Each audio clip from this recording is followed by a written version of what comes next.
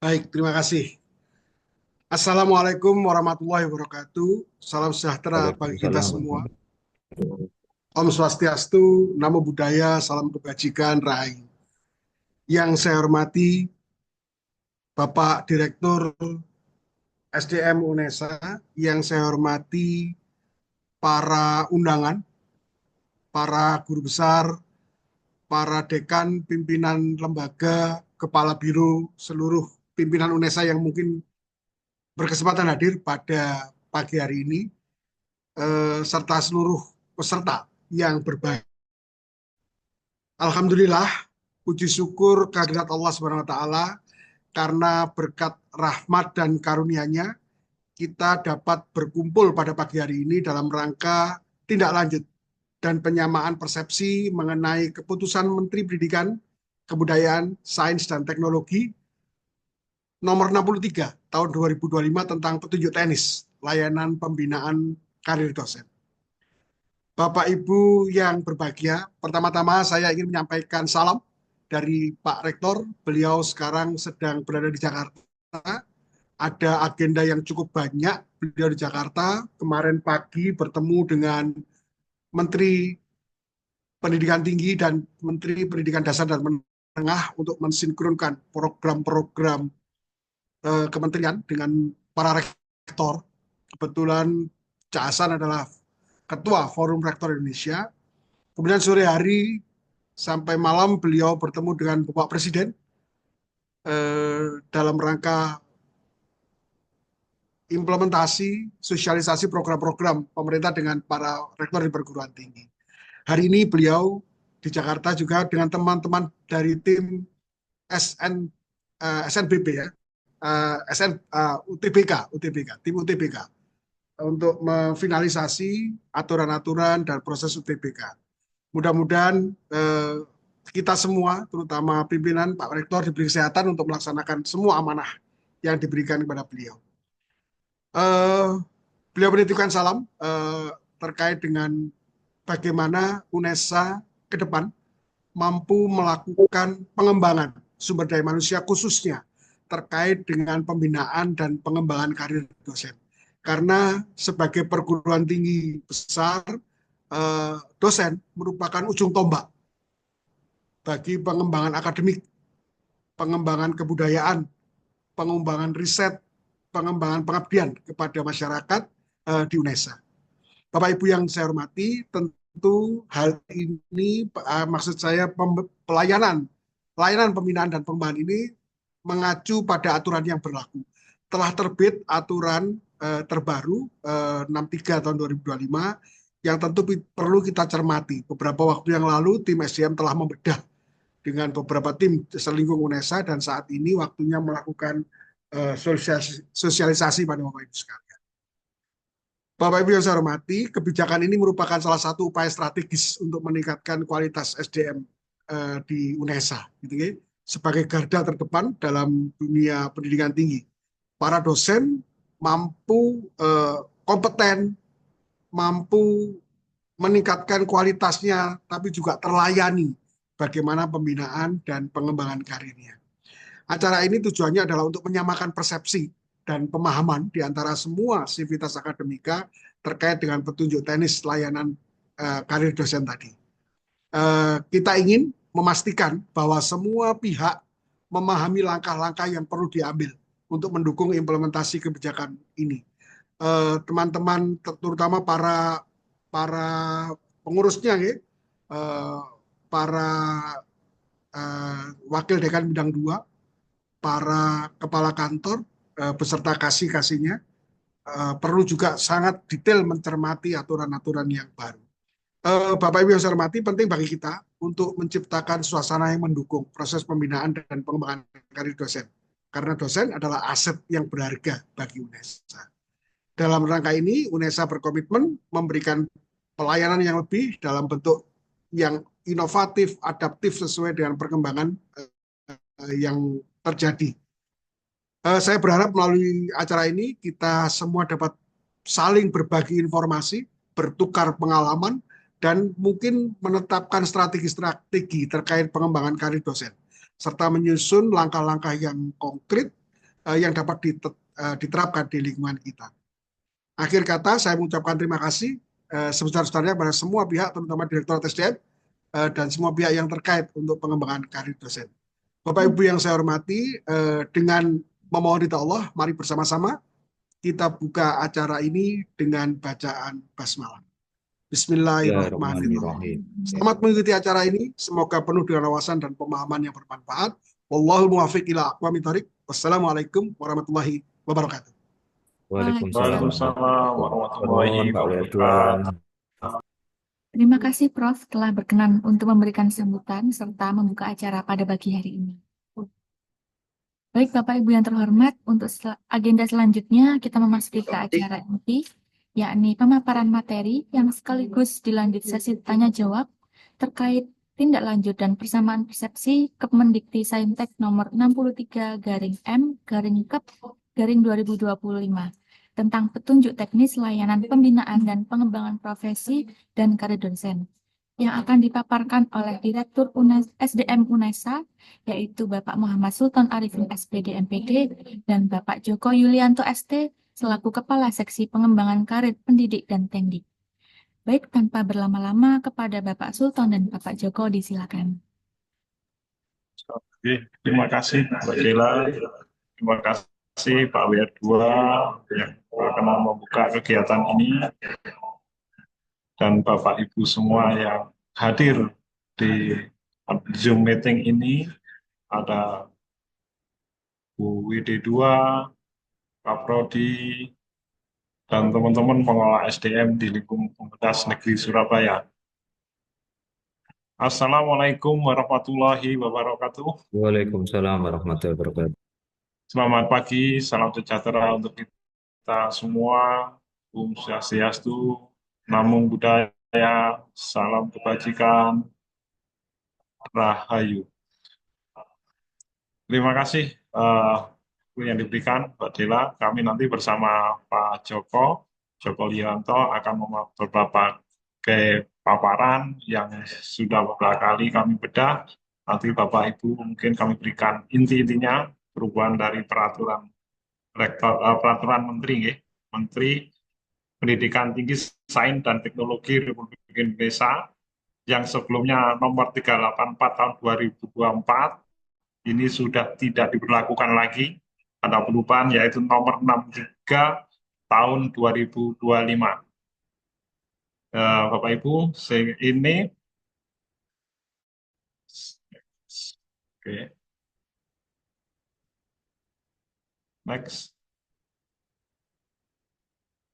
Nggak bisa full ya? Ih.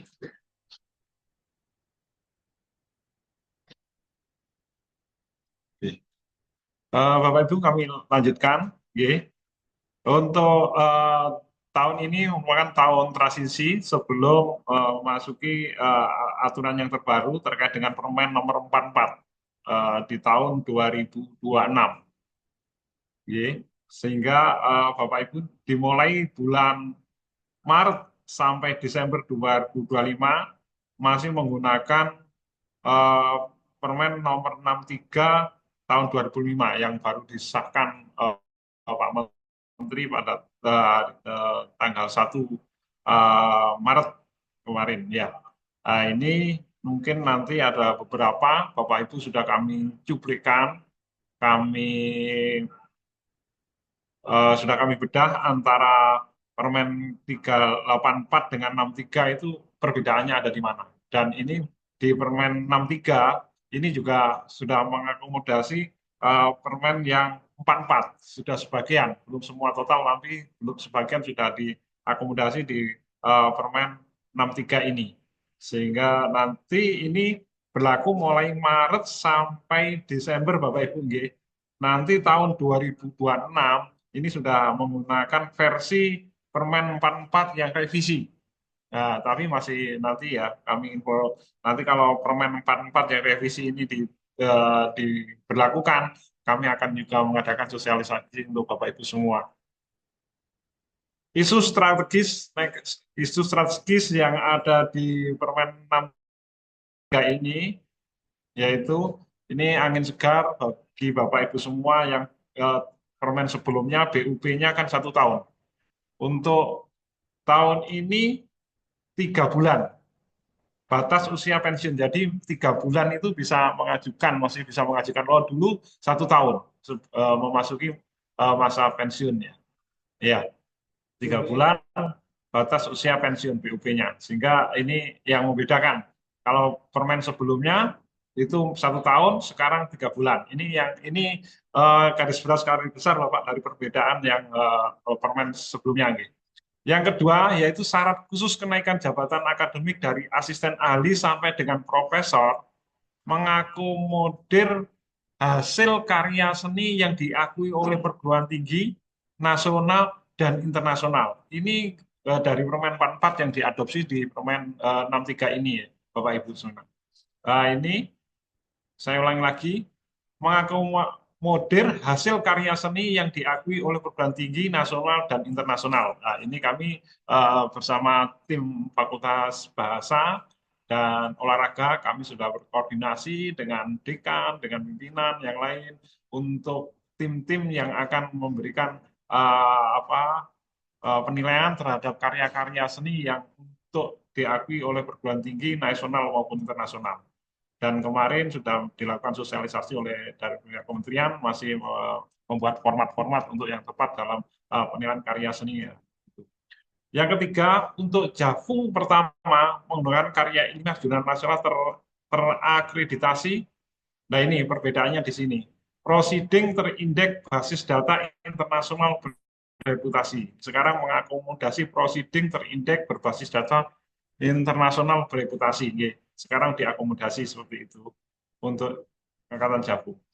Yang keempat yaitu syarat khusus lektor kepala bagi kualifikasi pendidikan magister atau S2 disamakan dengan yang berkualifikasi pendidikan doktor, yaitu minimal publikasi di jurnal nasional terakreditasi peringkat 1 dan 2 sebagai penulis pertama.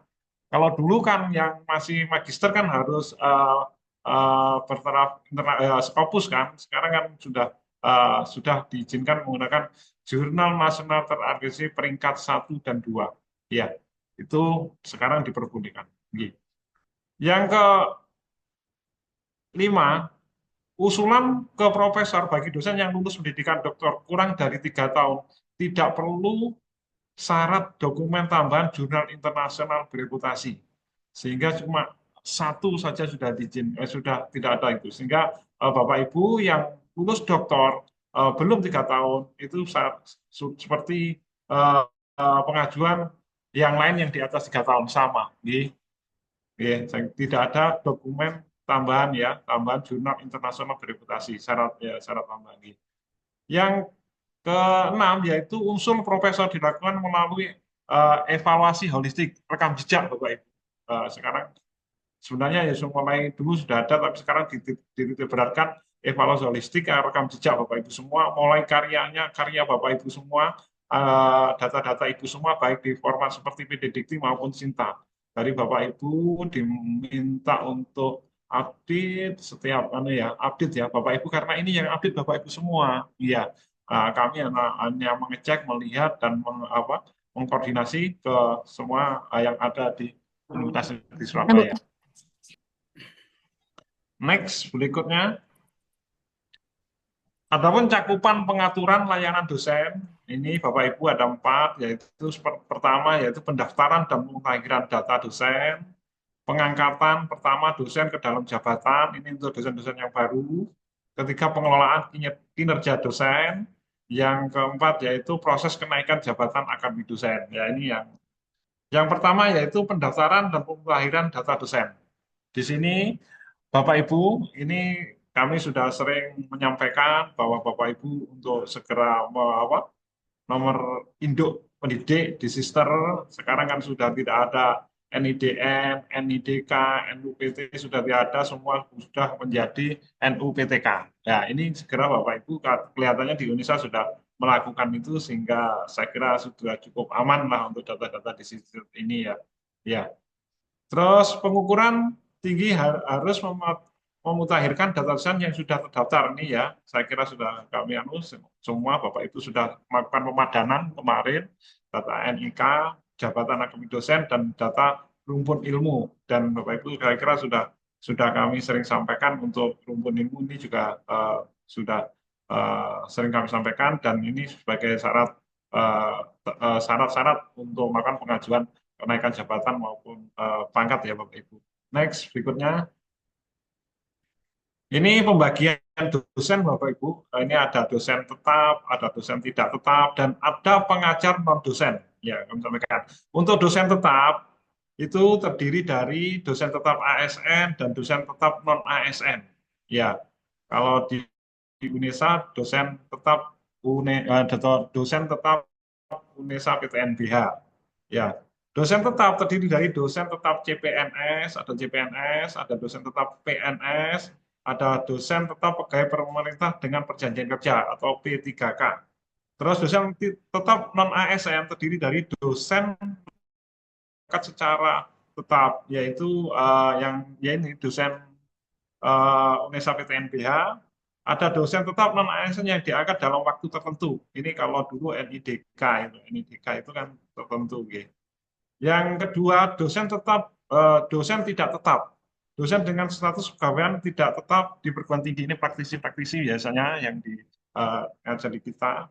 Terus yang ketiga, pengajar non-dosen, tenaga pendidikan yang hanya mengajar dan tidak melaksanakan tridharma secara penuh. Jadi seorang pendidik, tenaga pendidikan, tendik itu diizinkan ya untuk mengajar, tapi tidak melaksanakan tridharma secara penuh. Ini namanya pengajar non-dosen. Next.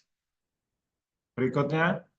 Bapak Ibu, untuk pengangkatan pertama dosen ke dalam jabatan akademik, ini yang pertama, pengangkatan pertama dalam jabatan akademik, yang kedua pengangkatan pertama dosen melalui perpindahan dari jabatan fungsional lainnya.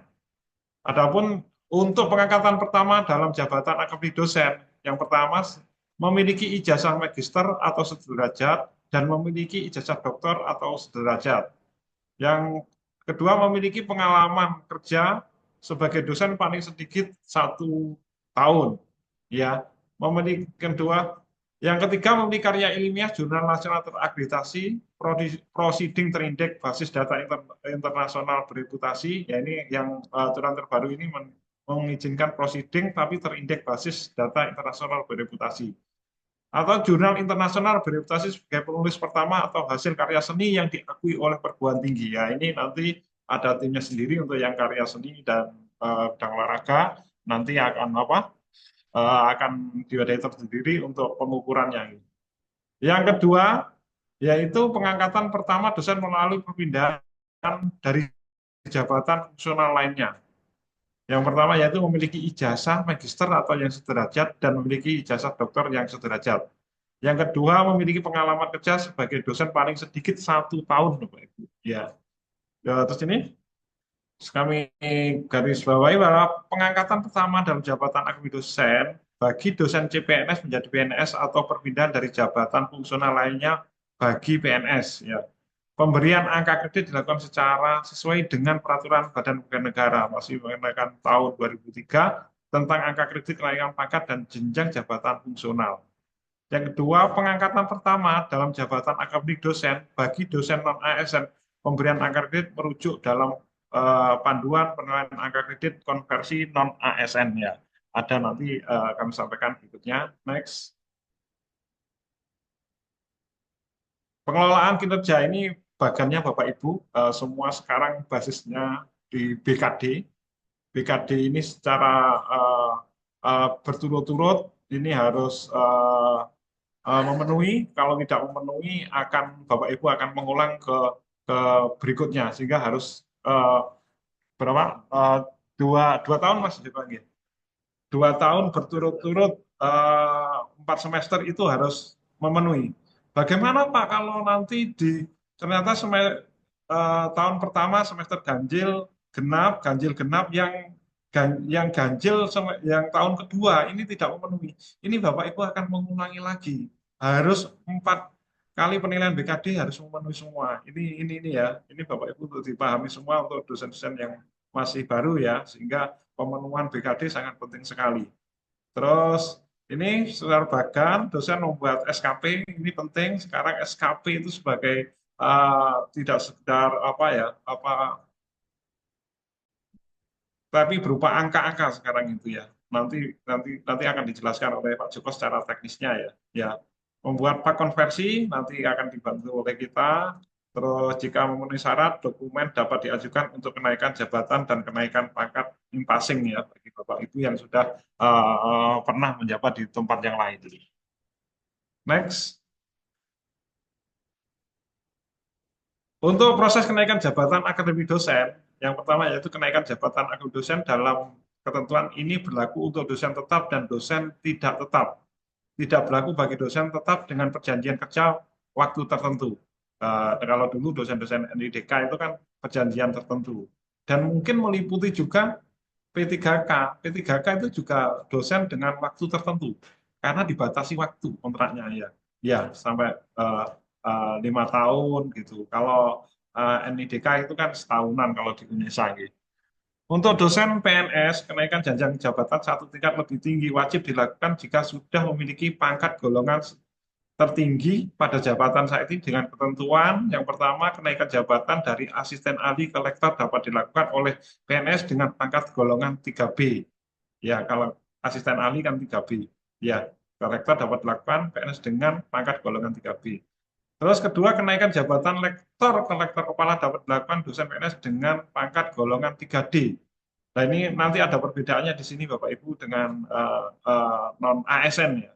Dengan non-ASN. Non-ASN itu 3C boleh Bapak Ibu ke lektor kepala. Tapi kalau ASN itu di 3D. Ini aturannya seperti itu kita hanya menjalankan ya.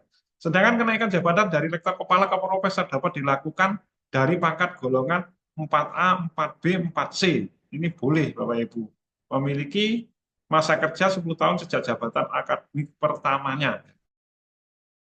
10 tahun Bapak Ibu ya. Sejak asisten ahlinya atau lektornya Bapak Ibu. Kalau S3 kan lektor, kalau S2 kan asisten ahli. Jadi sejak itu Bapak Ibu. Sehingga kami minta dosen-dosen baru itu kalau sudah 1 tahun memiliki SKP segera mengajukan asisten ahlinya karena penghitungannya dimulai dari itu Bapak Ibu semua. Ya. Untuk dosen non-ASN, kenaikan jenjang jabatan dan tingkat lebih tinggi tidak dipertimbangkan pengangkatan golongan ruang penyertaan yang dimiliki dalam jabatan. Satu, kenaikan jabatan dari lektor kepala ke lektor kepala dapat dilakukan dosen non-ASN dengan pangkat golongan 3C. Jadi 3C diizinkan kalau ASN di 3D. Gitu. Kenaikan jabatan dari lektor kepala ke profesor memiliki masa kerja 10 tahun sejak jabatan akademik pertamanya. Sama. Kenaikan jenjang jabatan itu tidak dapat dilakukan 2 tingkat Bapak Ibu. Kalau asisten ahli ya naik ke lektor, nanti lektor kepala. Enggak seperti dulu kan bisa dari asisten ahli ke langsung ke lektor kepala. Sekarang berjenjang Bapak Ibu. Next. Nah ini syarat khusus kenaikan jabatan akademik dosen untuk asisten ahli sudah diterangkan di slide 8 tadi. Untuk lektor ini ada tambahan yaitu hasil karya seni yang diakui oleh perguruan tinggi. Lektor ya, untuk lektor hasil karya seni yang diakui oleh perguruan tinggi. Nah nanti formatnya sedang kami bahas dengan kami susun dengan tim yang ada di Fakultas Bahasa dengan kami dan Fakultas Ilmu Keolahragaan. Untuk lektor kepala, satu karya ilmiah di jurnal nasional terakreditasi peringkat 1 atau peringkat 2 sebagai penulis pertama. Nah, lektor kepala ini boleh sekarang pakai ini ya.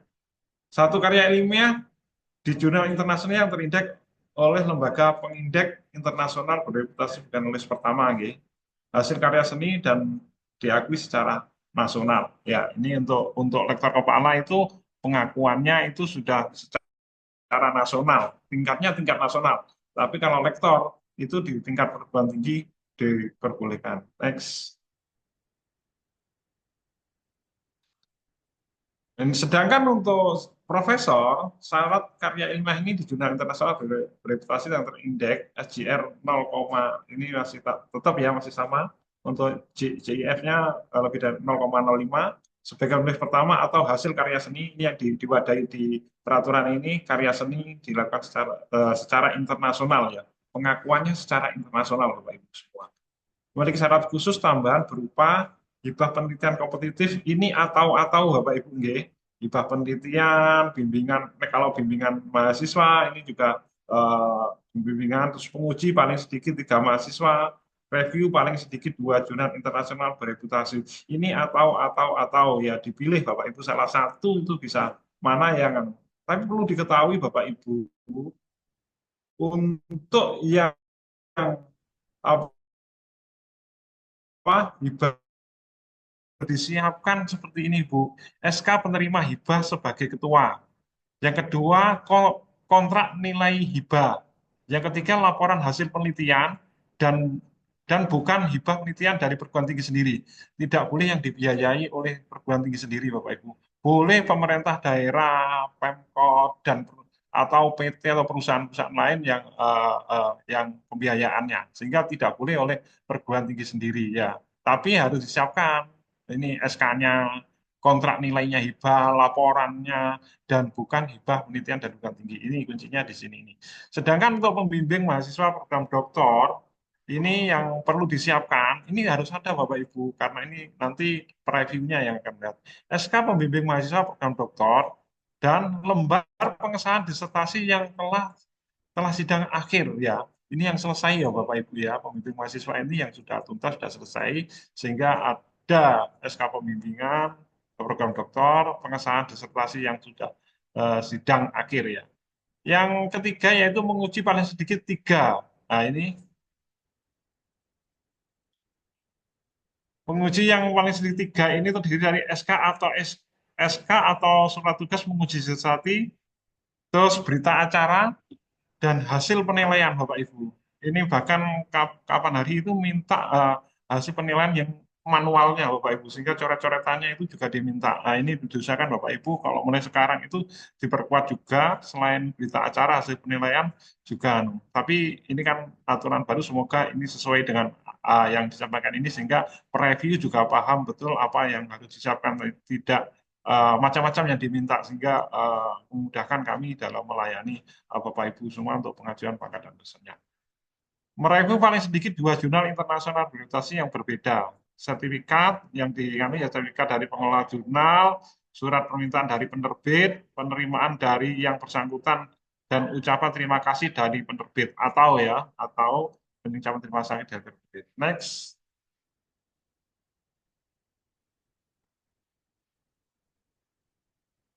Untuk syarat-syarat khusus mungkin akan dilanjutkan Pak Joko. Kami persilakan Pak Joko untuk.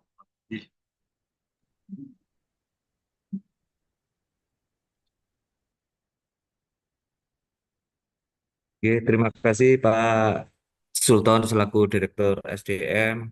Mohon izin melanjutkan pemaparan yang sudah disampaikan oleh Pak Sultan. Saya melanjutkan. Jadi ketentuan syarat khusus gitu Bapak Ibu. Jadi sebuah jurnal internasional bereputasi harus memenuhi beberapa kriteria sebagai berikut. Karya ilmiah yang diterbitkan ditulis memenuhi kaidah ilmiah dan etika,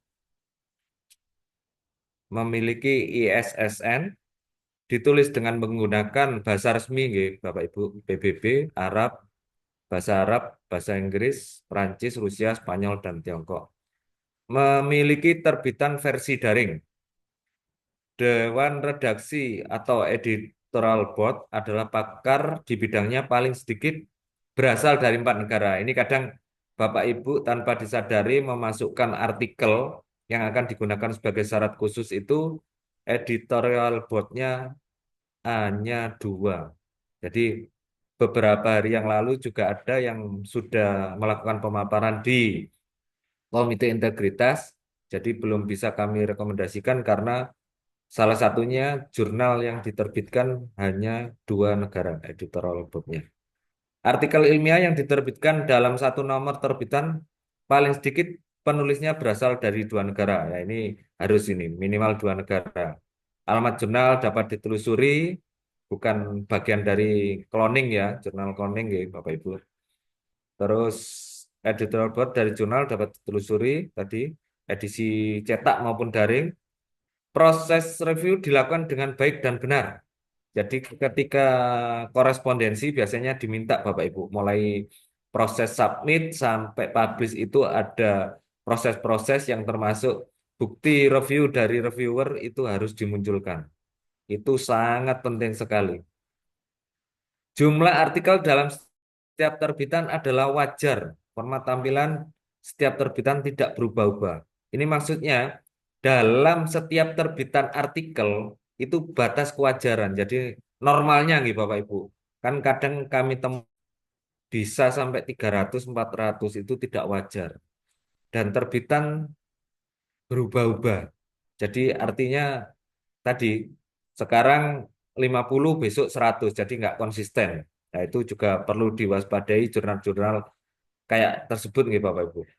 Tidak pernah ditemukan sebagai jurnal yang tidak bereputasi atau jurnal meragukan oleh Dirjen Dikti. Artinya ini yang predator ya atau discontinue. Jadi kalau digunakan sebagai syarat khusus ini pasti kemungkinan penolakan resikonya sangat besar. Yang kedua, karya ilmiah yang dipublikasikan atau diterbitkan di jurnal nasional teragitasi, jurnal internasional, dan jurnal internasional bereputasi selama pendidikan sekolah yang merupakan pengembangan dari disertasi atau tesis tidak dapat digunakan untuk pemenuhan syarat khusus. Nah, ini kadang Bapak Ibu yang biasanya habis selesai studi, jurnal itu terbitan di ring studi.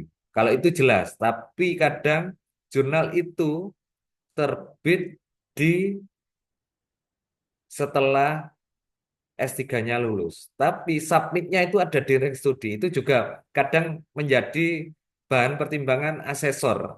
Nah, itu juga dianggap resikonya bagian dari disertasi juga. Jadi kalau bisa lebih amannya itu Bapak Ibu submit setelah tanggal dari ijazah S3 Bapak Ibu. Itu lebih amannya. Jadi pasti kan submit sudah di atas ijazah, publishnya kan pasti di apa di luarnya juga. Jadi bukan dianggap disertasi.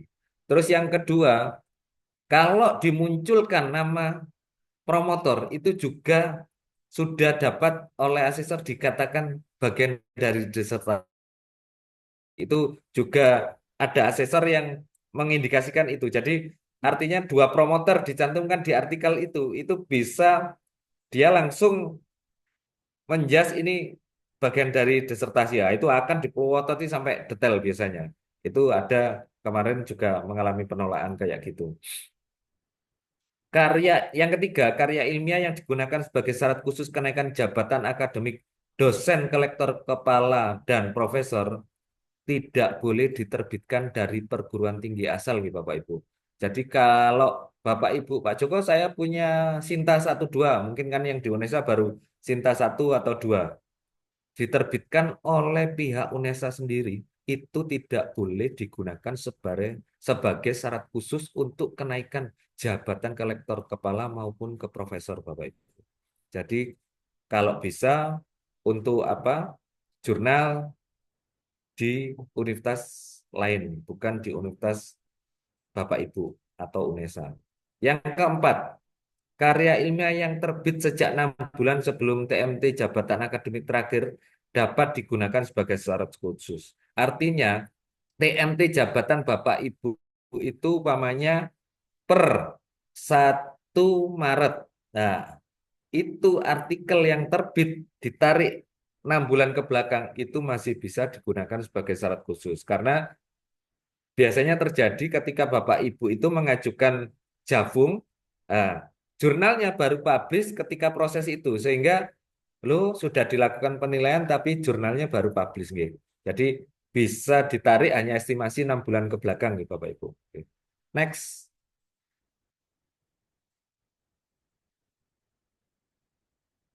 Penjelasan syarat khusus berupa hasil karya seni. Ya, ini definisi karya seni yang kemarin juga disampaikan oleh Kementerian.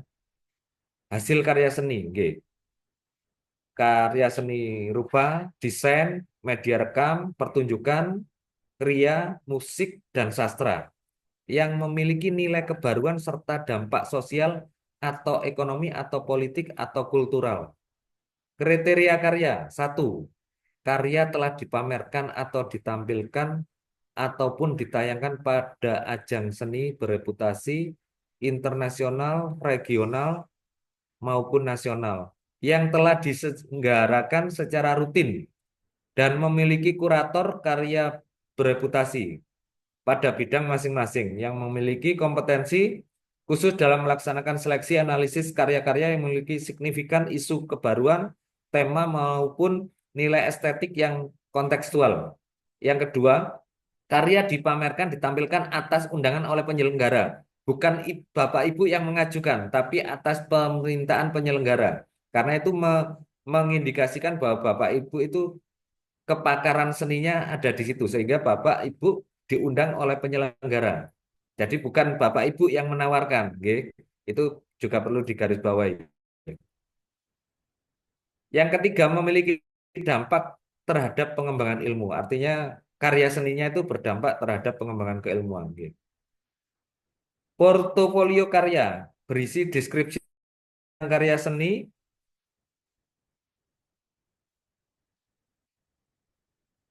bukti produksi karya, dokumentasi karya, gambar atau video, bukti keikutsertaan karya dalam ajang seni bereputasi dengan dibuktikan dokumentasi event, katalog event, dan undangan dari penyelenggara event.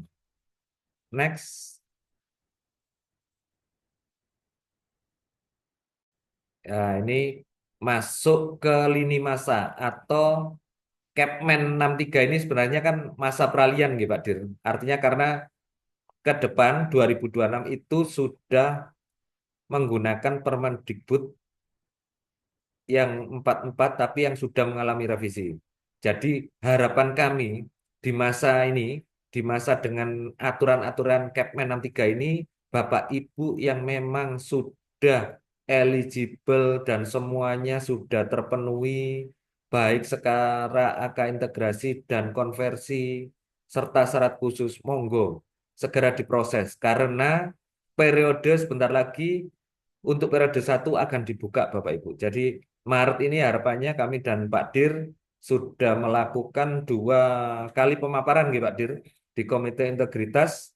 Jadi harapannya nanti kalau ada pengiriman yang dari fakultas yang sudah selesai dirapat senatkan, akan segera kami ajukan ke Komite Integritas untuk melakukan pemaparan dan untuk bisa diproses lebih lanjut ke rapat Senat Akademik Universitas. Ini di gelombang 1 Maret sampai dengan Mei Bapak Ibu periode reguler dan revisinya. Jadi nanti kalau ada penolakan biasanya ada estimasi untuk melakukan revisi. Revisinya bukan audien lagi Bapak Ibu, tapi jawaban secara portofolio ataupun penolakan yang dilakukan oleh asesor. Itu kami biasanya dan tim menelaah apa yang menjadi penolakan, itu kami undang Bapak Ibu yang pengusul supaya bisa melengkapi atau istilahnya melakukan revisi nggih, atau sanggah tapi secara portofolio.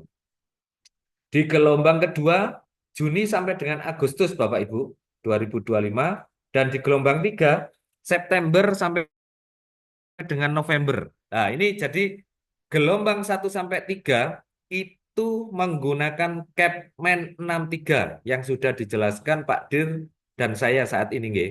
Jadi Bapak Ibu jangan lari kemana-mana. Kadang kan yang memberi info itu ngapunten tidak berkompeten, akhirnya ngeladrah ngalor ngidul, artinya 384 dia campur aduk ke sini. Jadi Bapak Ibu fokus pada Kepmen 63 ini nggih. Jadi yang dibuat acuan Kepmen 63.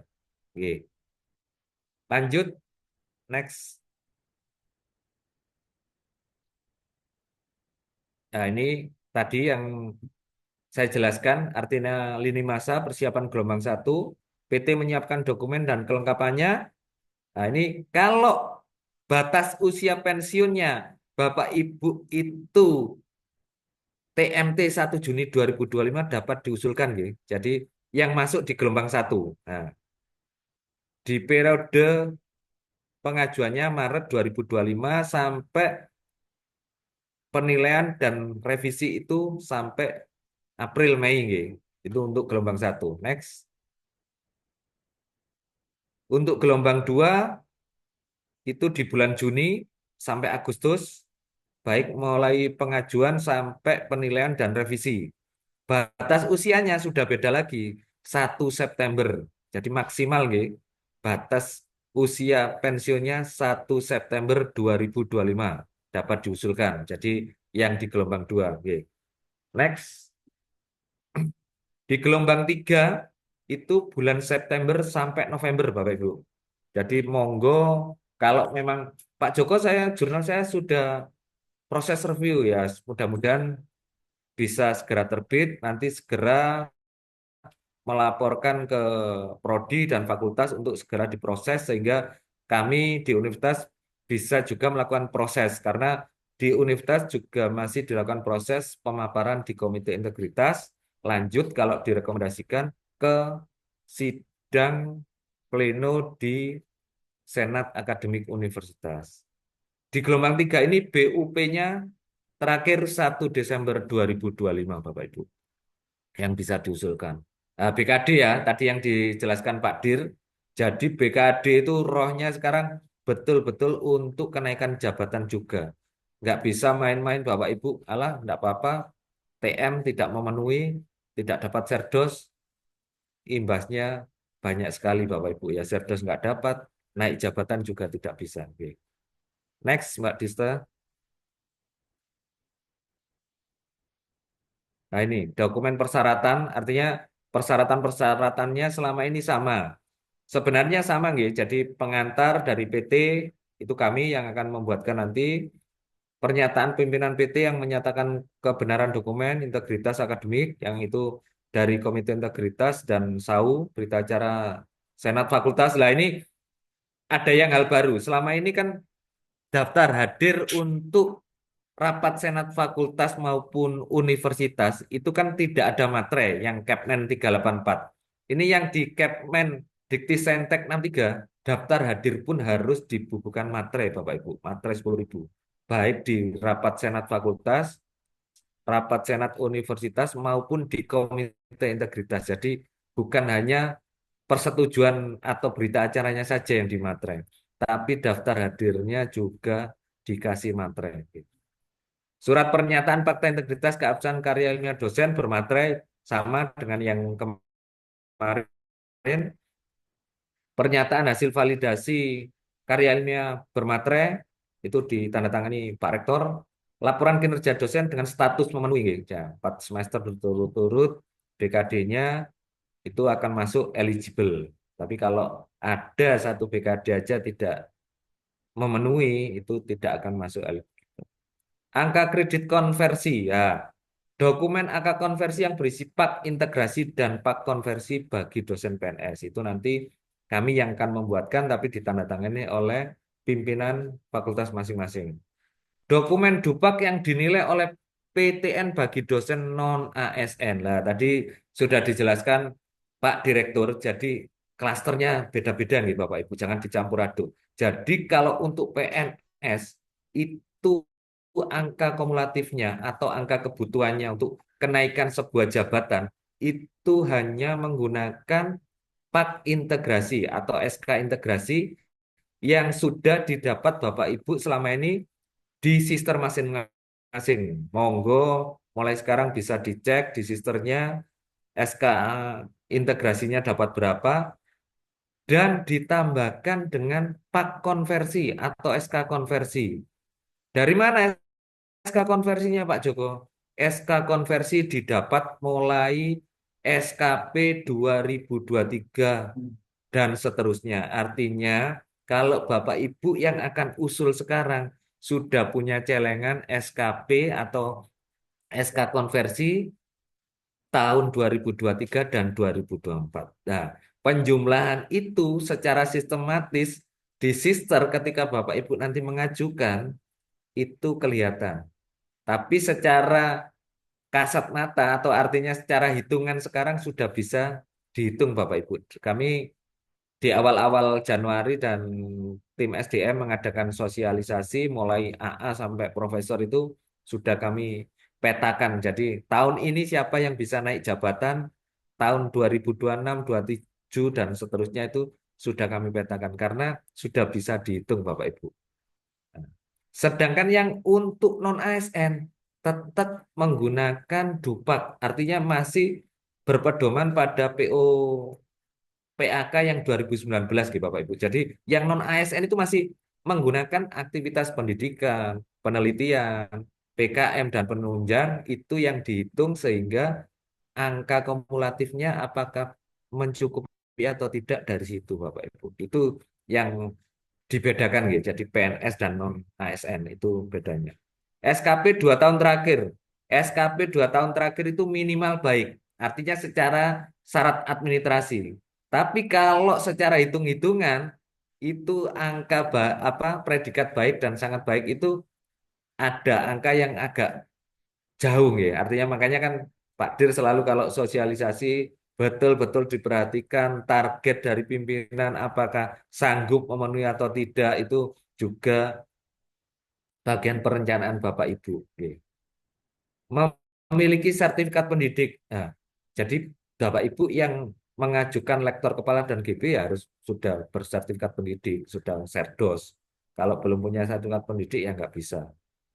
Nah, ini disertasi atau tesis, artinya abstraknya ya, karena nanti akan diupload. Kenapa? Makanya kok bisa tahu antara artikel dan disertasinya ada kemiripan? Ya karena mengupload disertasinya, abstraknya. Bahkan kalau asesor yang detail itu minta full dari disertasi ataupun tesis, itu akan disondingkan dengan karya ilmiah, Bapak Ibu.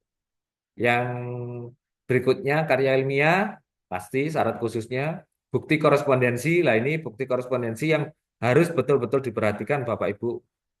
Kelihatannya sepele secara administrasi, tapi ini bisa menjadikan penolakan usulan Bapak Ibu. Dokumen uji kemiripan, Turnitinnya Bapak Ibu juga harus diperhatikan juga. Oke. Next. Nah ini alur, alurnya lini masanya, prosesnya masih tetap sama Bapak Ibu. Jadi alurnya tetap kita di UNESA menggunakan SIM PAK dan Alhamdulillah sudah kami bedakan usulan dari PNS dan non PNS. Jadi beda. Jadi begitu yang PNS itu tinggal mengisikan AK integrasi dan konversinya.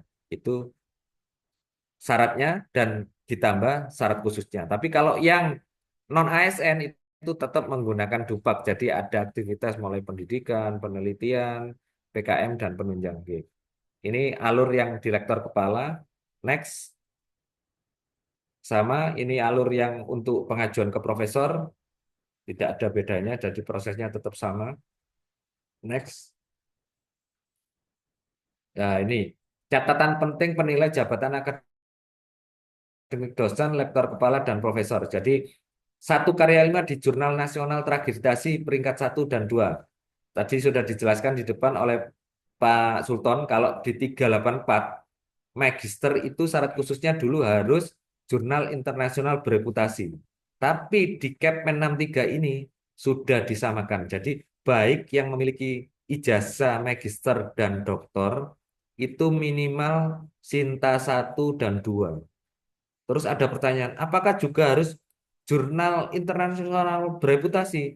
Tidak. Jadi artinya Bapak Ibu cukup memiliki satu syarat. Di Sinta 1 atau 2 atau memilih di atasnya. Jadi artinya di atasnya itu jurnal internasional bereputasi yang terindeks Scopus atau WOS itu yang tadi disampaikan di depan. Karya seni yang diakui secara nasional. Jadi untuk LK itu levelnya yang diakui oleh nasional lah. Kriteria-kriteria itu yang sedang kami sedang kami tata karena masih dari kementerian juga masih membuat kayak instrumen penilaian mungkin Pak Dir. Jadi kami juga masih menunggu di situ, tapi Bapak Ibu enggak apa-apa mungkin menyiapkan kalau memang dirasa karya seninya itu bisa diusulkan sebagai syarat khusus.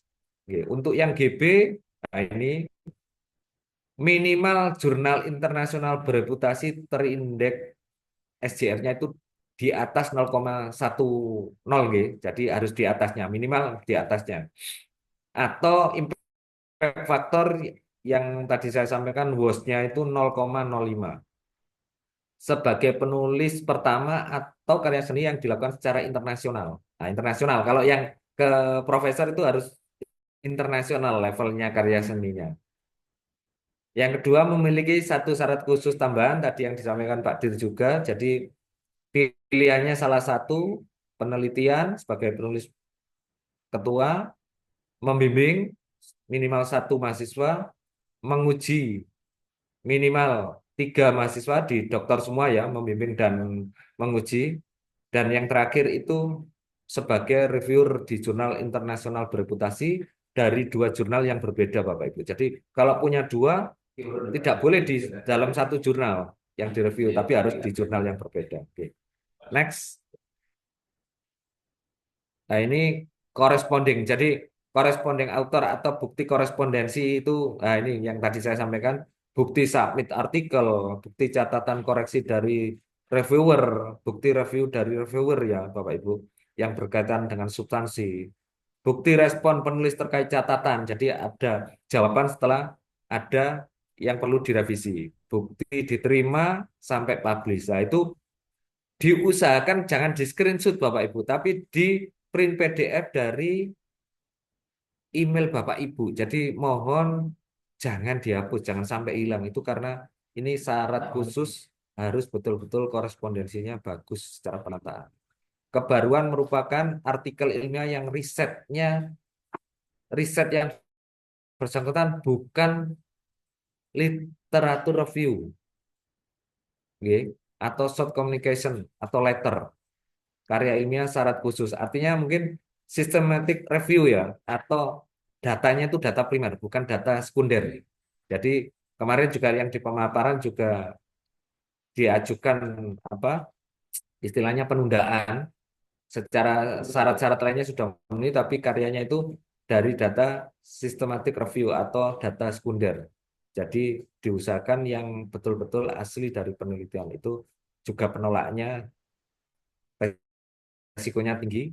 Jadi mungkin tidak kami rekomendasikan di Komite Integritas biasanya. Jadi untuk menulis lagi artikel yang betul-betul datanya data primer. Cek similarity cukup keseluruhan maksimal 25%. Memang 25%, tapi kami dan Pak Dir biasanya menyarankan 20 ke bawah kalau bisa. Karena kalau di press itu biasanya ada asesor yang memang mempertahankan, dan biasanya harus secara primary source-nya itu kalau bisa itu 1 ya, yang di samping itu, dan tidak boleh melebihi 25% itu biasanya sangat beresiko kalau ngepres 25. Jadi diusahakan hibah penelitian. Jadi tadi semua hibah yang berasal dari kementerian diakui bukti penerimaan, jadi DRTPM ya, atau dengan lembaga lainnya yang bukan pendanaannya dari UNESA Bapak Ibu. Jadi dari Pemprov, Pemkot ataupun dengan lembaga lainnya ya. Kompetensi pengusul lah, kompetensi pengusul tadi. Jadi sekarang itu rekam jejak Bapak Ibu itu tidak bisa dibohongi. Contoh aja artikel Bapak Ibu yang digunakan syarat khusus. Ya ini perlu perhatian khusus gitu. Mohon dicek sudah masuk di Sinta. Karena kalau belum masuk di Sinta, artikel syarat khusus Bapak Ibu itu tidak bisa kami tarik secara sistem. Nah, itu sama saja artikelnya bagus, istilahnya terindeks Scopus ataupun Sinta 1-2, tapi belum masuk ke Sinta Bapak Ibu, itu nggak bisa kami tarik secara sistem. Jadi semuanya ini sekarang secara sistem, monggo, makanya semuanya mulai dari Sister, PD Dikti, Sintanya itu mulai dikelola dengan baik, betul-betul dikontrol. Next. Nah, ini banyak-banyak pertanyaan yang sering ditanyakan di kementerian. Dosen non-PNS yang sudah menduduki jabatan LK 700, apakah perlu menambah KUM 450 untuk ke GB atau cukup 150? Cukup dengan 150 karena nilai, artinya angka kumulatifnya dia secara PAK sudah pegang 700, jadi tinggal menambah 150. Perhitungan dilakukan dengan pembuatan angka konversi. Tambahannya dari mana? Ya tadi dari SKP Bapak Ibu. Sudah tidak bisa kalau yang PNS. Gitu. Terkait syarat khusus dari rektor kepala ke profesor, apakah selain penulis pertama juga sebagai koresponden author? Tidak harus Bapak Ibu. Cukup sebagai penulis pertama sudah bisa. Yang penting tadi, bukti koresponden author harus betul-betul ditata dan secara baik dan benar. Apakah dosen non-ASN tidak perlu lagi melakukan BKD? Apakah dampak terhadap kenaikan jabatan fungsional dosen tersebut apabila tidak melakukan BKD, BKD itu Bapak Ibu, dosen ASN maupun non ASN, itu ya harus mengerjakan BKD. Nah, kalau tidak mengerjakan BKD, kalau Bapak Ibu sudah serdos, kan ya nggak akan cair. Mengerjakan aja, tidak memenuhi aja, tidak bisa dicairkan serdosnya. Nggih. Itu termasuk juga bagian dari penilaian eligible. Jadi 4 semester terakhir berturut-turut harus memenuhi, Bapak Ibu. Oke, next. Bagaimana pedoman karir bagi kami yang berdinas di bawah PTKL? Jadi selain dari PTN atau PTKL tetap menggunakan Kepmen 63 juga sama, nggih. Apakah untuk persyaratan menjadi guru besar, dosen yang lulus belum 3 tahun dari S3 tidak perlu menambah? Sudah kami sampaikan depan, disampaikan di depan oleh Pak Dir tadi, jadi tidak perlu. Jadi umpamanya contoh ini, Pak Bambang Sabariman, nggih. Ngapunten Pak Bambang, saya buat sampel nggih. Artinya kelulusan S3-nya yang kemarin 384 kan menggunakan itu harus 2 artikel di luar ring studi karena belum 3 tahun. Sekarang tidak Pak Bambang, jadi cukup satu aja, tapi satunya bisa dibuat cadangan karena usulan tidak bisa 2 artikel langsung. Sekarang itu cukup satu, mana yang menjadikan syarat khusus sesuai bidang keilmuan dan formasi jabatan yang dituju. Nggih. Apakah dosen P3K bisa mengajukan kenaikan jabatan akademik? Mohon maaf, sampai dengan saat ini belum ada regulasi yang mengatur jenjang karir dosen P3K, Bapak Ibu. Menunggu adanya pengaturan pada PP P3K tentang jenjang jabatan. Nggih. Jadi sampai saat ini pun jadi P3K masih menggunakan PP yang lama, nih Bapak Ibu. Jadi secara jenjang karir juga sudah dikunci, mulai formasi mendaftar kalau asisten ahli ya asisten ahli selama 5 tahun. Kalau daftarnya di Javung lektor, ya lektor di 5 tahun.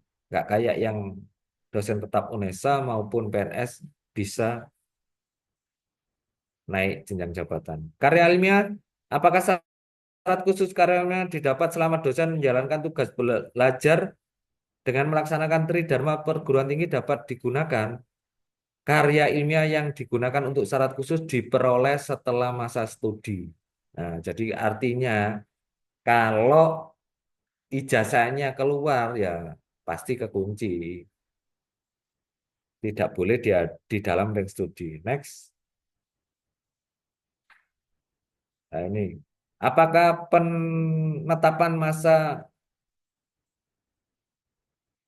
kenaikan jabatan akademik dosen masih menggunakan TMT jabatan dosen pertama kali atau TMT sebagai dosen pertama kali?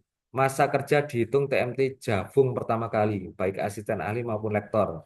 Bukan dihitung dari dia diterima di perguruan tinggi ataupun PT lama. Nggih. Jadi ngitungnya tetap TMT Javung pertama. Untuk jabatan fungsional AA dan lektor, apakah juga menggunakan aplikasi sister pengajuan jabatan fungsional pertama dan kenaikan dari AA ke lektor? Untuk JAD, AA, dan lektor dapat diproses di instansi masing-masing, Bapak Ibu. Mulai AA sampai lektor itu masih di univ masing-masing. Cuma untuk yang lektor, proses penerbitan sertikomnya itu sudah difasilitasi di sister, khusus yang lektor sampai saat ini. Apakah dosen yang sedang tugas belajar dan meninggalkan tridharma berhak mengajukan kenaikan jabatan fungsional? Tidak. Jadi dosen yang sedang tugas belajar, sekarang istilahnya kan tugas belajar dengan meninggalkan jabatan atau menjalankan jabatan. Yang boleh mengajukan hanya yang menjalankan jabatan. Kalau meninggalkan jabatan tidak boleh melakukan usulan. Kapan pemberlakuan Kepmen 63? Kepmen 63 sudah berlaku per 3 Maret Bapak Ibu. Jadi artinya untuk gelombang 1 ini Bapak Ibu harus konsen di aturan Kepmen 63. Next.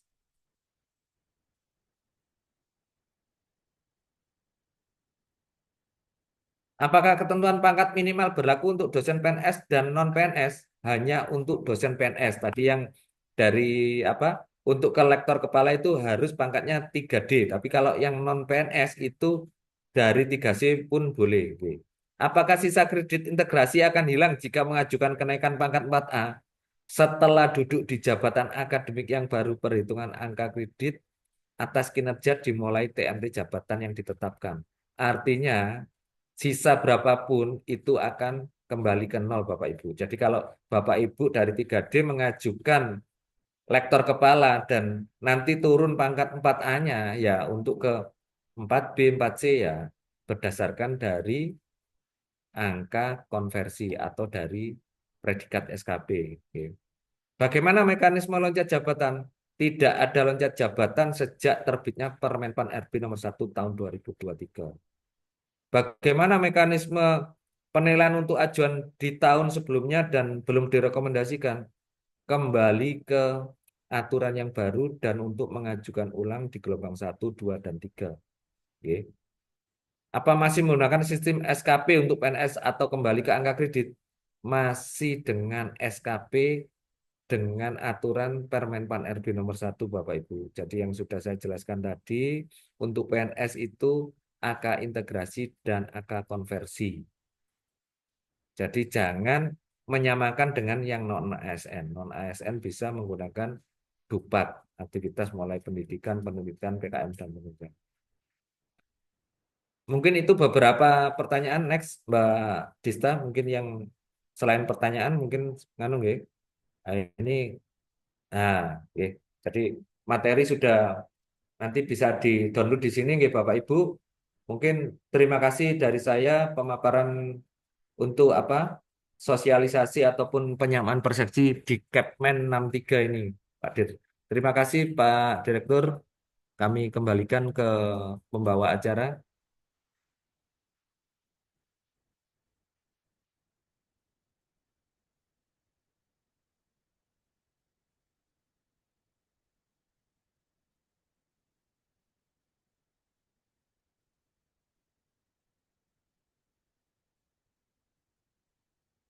Monggo Mbak Dela, mungkin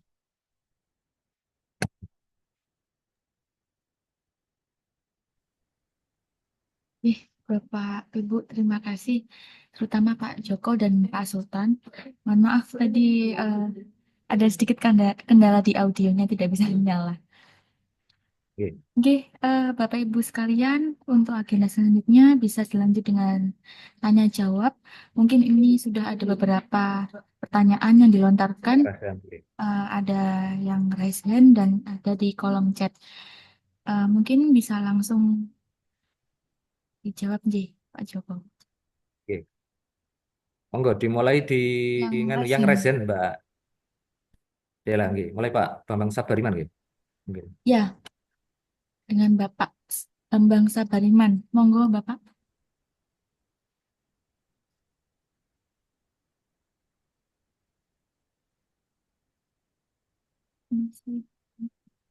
Monggo Pak Bambang masih nggih. Oh gitu, sabut. Terima kasih. Assalamualaikum warahmatullahi wabarakatuh. Waalaikumsalam warahmatullahi Selamat pagi, wabarakatuh. selamat pagi itu semuanya.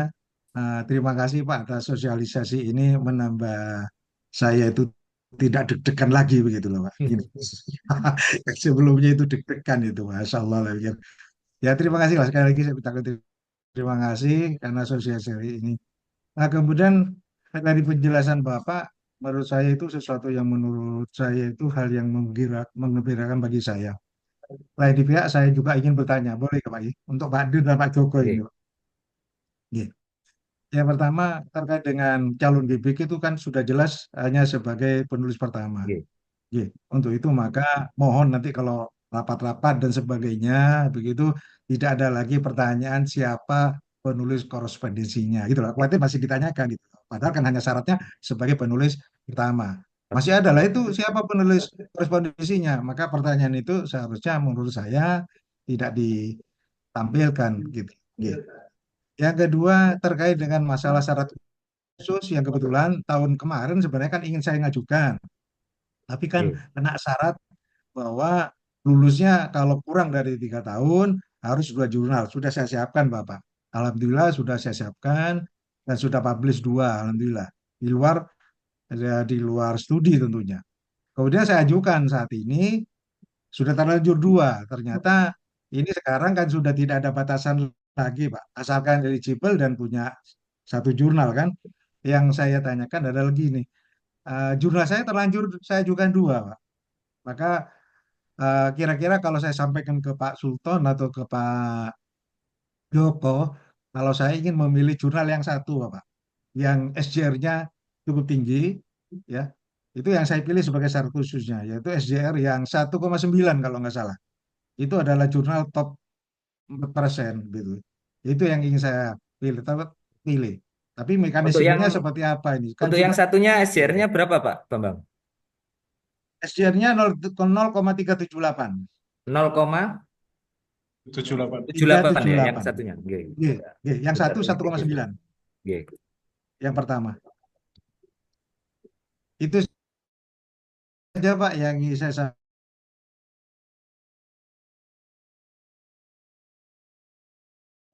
Dan ada penjelasan dari jenengan berdua. Terima kasih. Assalamualaikum warahmatullahi wabarakatuh. Kayaknya kan Pak ini ya, tinggal proses. Ya, Bismillah, semoga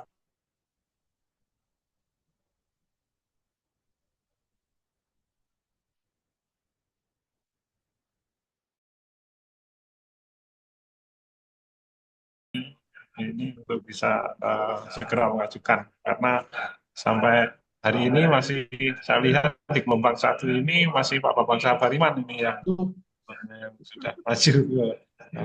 Yang lainnya kami tunggu segera. Kalau Bapak Ibu, kalau yang pertama nanti Pak Joko, yang kedua dengan syarat khusus, ini cuma satu saja Bapak, dipilih yang terbaik, yang terkuat Pak. Nah, Salah terima satu. kasih. Punya berapapun cuma satu saja Pak, karena slotnya di sistem juga satu. Tapi itu kalau nanti diusahakan Bapak segitiganya ini ya, ini penting sekali ya, maksudnya apa lulusnya, terus keilmuannya sama karyanya. Ini harus benar-benar linier gitu. Jadi itu tuh memudahkan, ya. Itu kuncinya di situ. Mungkin itu kami tunggu yang lain untuk segera itu, gitu. Bu, gini Pak, perubahan yang terjadi tidak terduga ya, dan kami juga setelah bikin sistem ini ternyata berubah, kita berubahkan. Ini tahun di 2026 ini juga berubah lagi, nanti ke 44. Apakah seperti apa? Tapi alhamdulillah yang 63 ini benar-benar peraturannya rigid sekali, Bapak. Enak dibaca, enak dipahami. Ini luar biasa, PP-nya ini ya luar biasa, kontribusinya. Sehingga kami sangat senang dengan PP 63 ini, enak dibaca, mudah dipahami. Itu mungkin dari kami, nanti tambahkan Pak Joko, monggo Pak Joko. Oke, terima kasih Pak Dir. Sedikit menambahkan Pak Bambang Sahabariman, jadi betul yang disampaikan Pak Dir.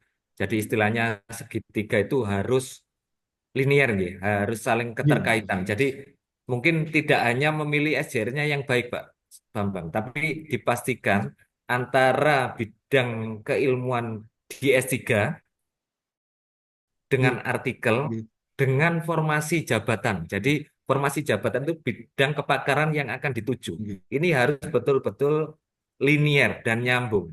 Sehingga minimal untuk penolakannya itu sangat minim. Dan mudah-mudahan harapannya lolos tanpa ada revisi. Alhamdulillah.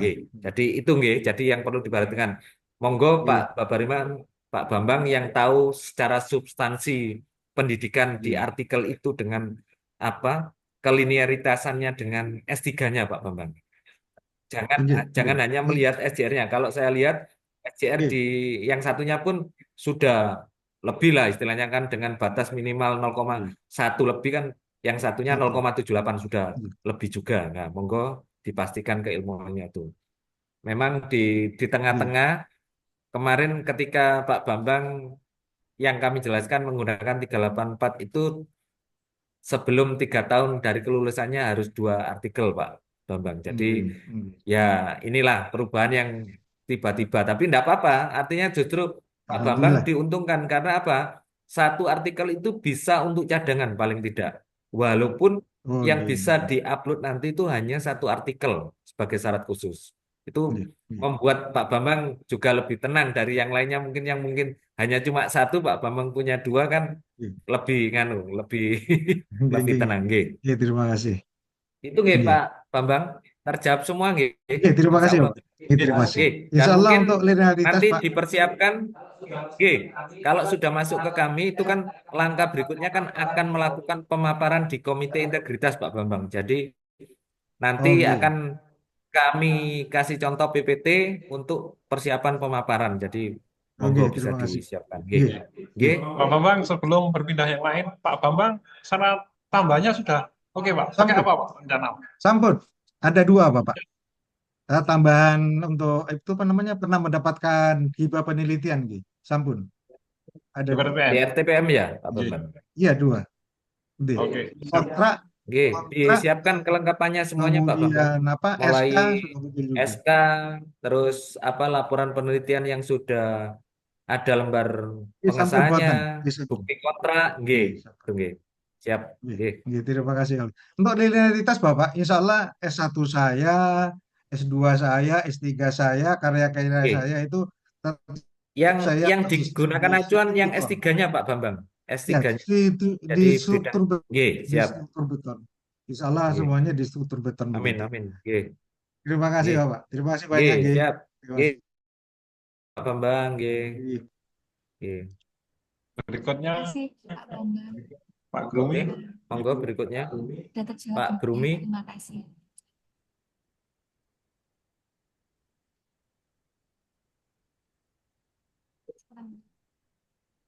Oke. Monggo, Pak Grumi.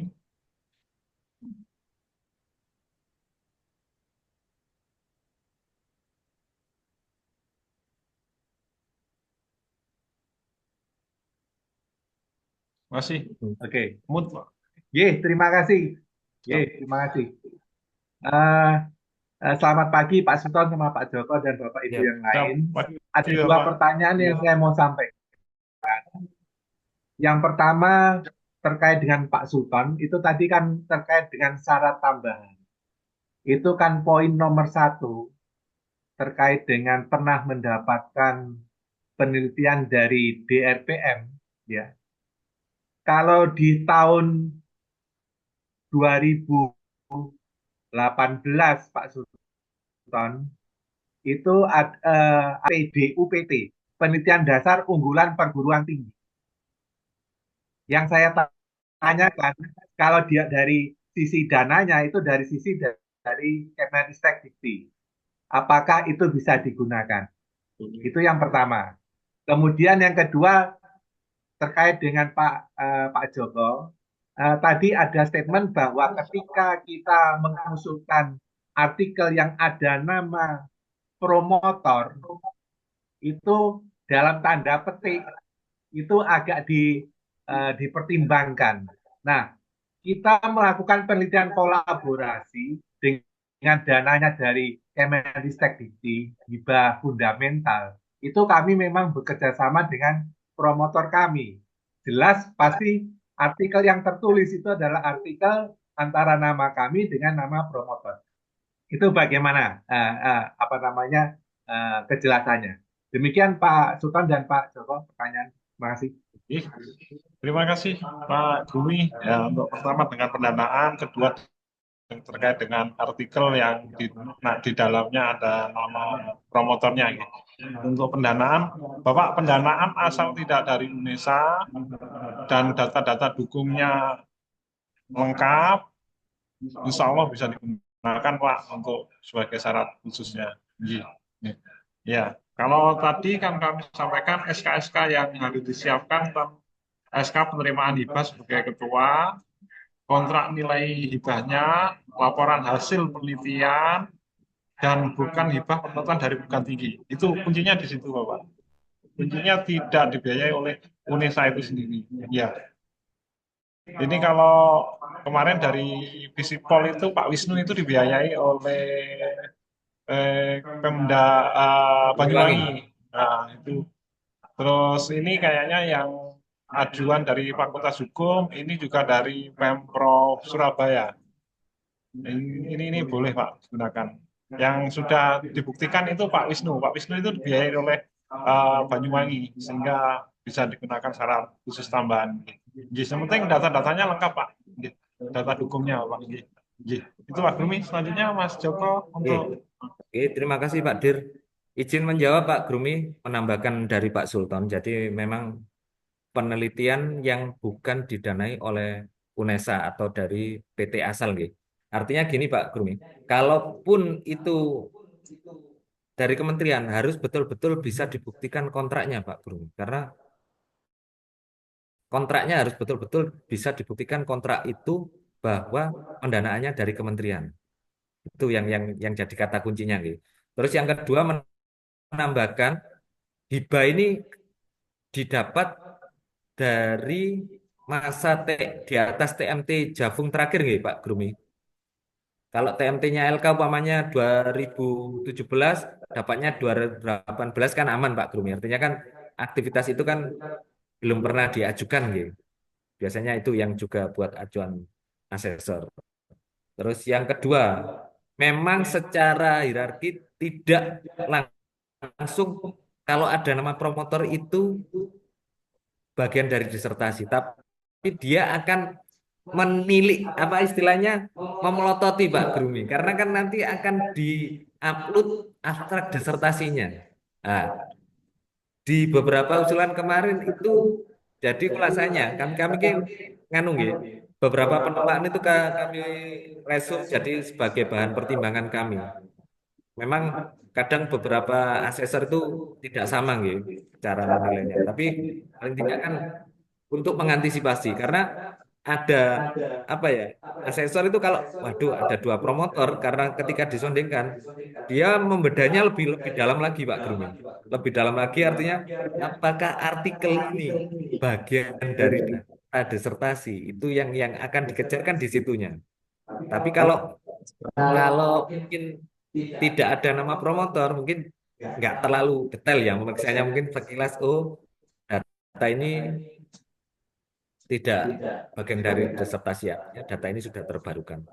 Mengatakan Pak Grumi, jadi mungkin kiat-kiatnya ya, artinya kan hanya paling tidak ketika jenengan usul itu sudah ada gambaran dan antisipasi ketika menggunakan hal-hal yang tadi saya sampaikan dengan Pak Sultan, Pak Grumi. Oke. Oke. Cukup terjawab Pak Grumi? Mungkin apa ada yang kurang jelas dari jawaban saya dan Pak Sultan, Pak Grumi? Oke.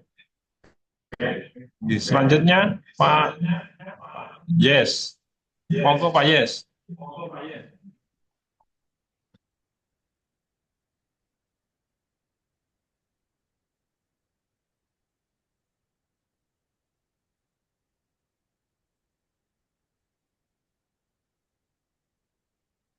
Masih mut Pak Yes? Oke. Pak Yes. Belum terdengar Pak Yes. Nggak terdengar Pak Yes suaranya. Oke, Pak. Sekarang terdengar, Pak. Oke. Ya, monggo. Oke. Izin bertanya Pak Sultan dan Pak Joko terkait dengan ini pertanyaan terkait kenaikan pangkat dari lektor ke lektor kepala. Itu ada beberapa syarat yang disampaikan. Salah satu adalah berangkat dari TMT terakhir gitu ya. Tapi kami yang DTN yang pindah dari kampus lama ke kampus baru itu kan sebenarnya ada beberapa yang sudah ada SK in passing dari LLDikti yang TMT-nya sudah ada di sebelumnya. Sedangkan masuk di UNESA ada TMT baru lagi. Nah, ini kami ikutnya yang TMT mana? Karena di MySDM atau ISDM itu TMT UNESA seperti kasusnya saya TMT LLDikti itu sekitar 2022, tapi kemarin di UNESA 2024. Mohon petunjuk apakah saya ikut yang di sister untuk pengajuan ikut gelombang pertama besok bisa atau saya tetap tunggu yang dari UNESA karena sama-sama tembusannya kementerian Pak Joko. Nah, ini mohon petunjuk. Iya. Makasih Pak Joko. Monggo Pak Joko langsung. Oke, terima kasih Pak Yes. Selama Pak Yes masuk eligible, oke. Itu yang pertama. Tapi syarat 2 SKP yang di UNESA mungkin Pak Yes belum ada dua nggih, masih satu ya. SKP-nya, SKP 2 tahun terakhir Pak Yes.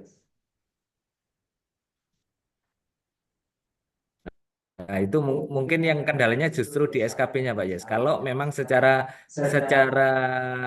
apa istilahnya kan Javung yang impasing kan artinya mengimpasingkan di UNESA. Tapi kalau yang terbaca di Sister TMT Javung yang memang dapat dari LLDT dan masuk eligible, oke. Tapi secara SKP Pak Yes kan baru 1 tahun lebih nggih. Jadi artinya tinggal menunggu satu SKP lagi dari UNESA mungkin Pak Yes. Itu yang nganu. Karena SKP-nya kan baru satu nggih Pak Yes. SKP yang di UNESA. Mungkin itu Pak Yes. Masih mood Pak, yes.